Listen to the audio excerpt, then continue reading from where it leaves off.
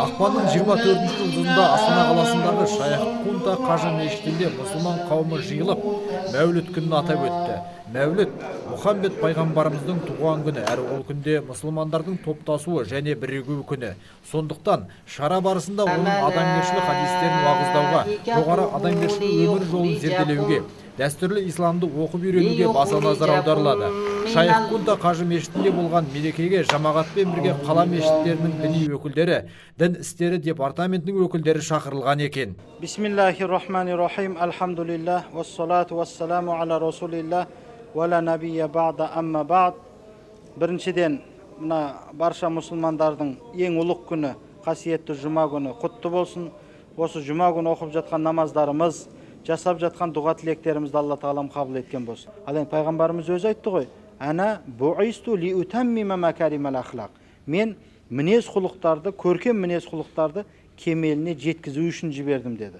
Ал енді бұл мешіт, Құдайға шүкір, әбден керек уақытта салынған мешіт. Жаңа осында мешіт салған азаматтарға мен рахмет айттым. Және сөзімді айтып кеттім.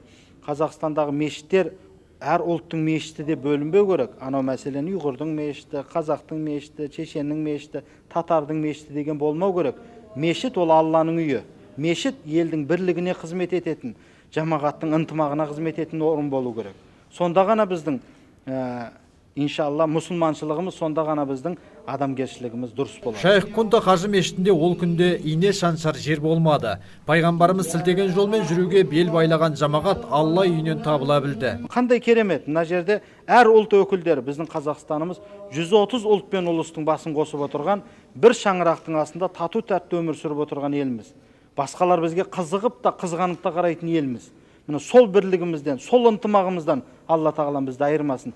Осындай мәуліттер оқу арқылы жамағаттың басы бірігіп, біз Құдайдан соны сұрайық, ауызбірікшілікті сұрайық, тыныштықты сұрайық елді. Сонда ғана иншалла біздің еліміз бұдан да жақсы жетістіктерге жете береді. Қазақстан жеріндегі чечен үңгіштер үшін 20 ақпан еске алу, яғни туған жері, ата-баба кіндік қаны тамған мекеннен жер аударылған өкінішті де орны толмас қайғылы күн. Сол уақытта вагон-вагонға тиеліп, сұқ-саусақтың нұсқаған жағына бет алып, оралмасқа аттана барған ұзақ сапар бүгінге дейін жалғасуда олар үшін.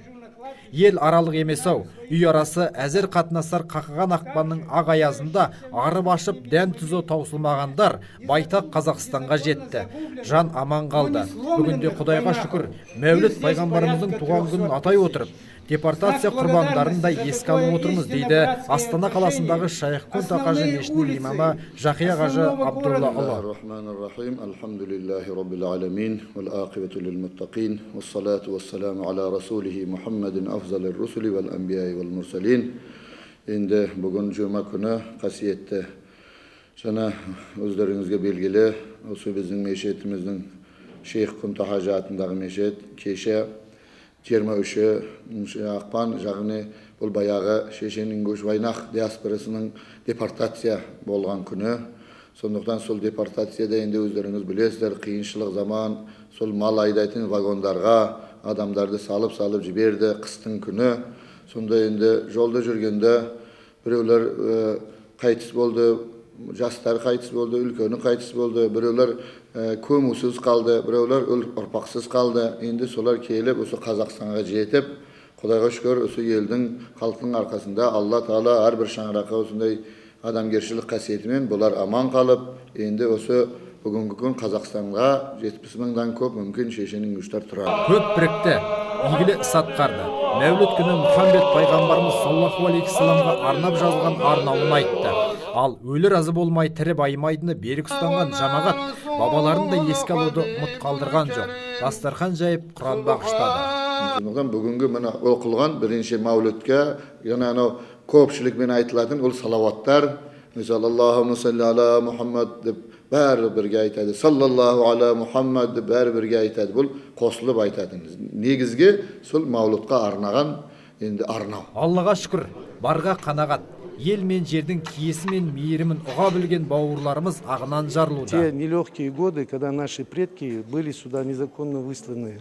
И, конечно, мы и наши предки здесь обрели свою вторую родину на казахской земле. И даже вот в этом вопросе мы хотим показать, что мы созидательно живем здесь для того, чтобы приносить пользу Республике Казахстан, казахскому народу и служить Всевышнему Аллаху, для того, чтобы у нас процветало наше государство, для того, чтобы мы могли, именно работая на общественных началах, работая на государственной работе, работая в строительстве, именно строя такую мечеть, этим самым подчеркивая, значит, что мы целиком и полностью поддерживаем политику главы государства, которая направлена на единство, созидание и межнационального согласия нашего народа. Вайнақ диаспорасы өкілдерінің көмегімен салынған бұл мешіт 700 орынға арналған, 2 қабатты қызыл кірпішпен тұрғызылған.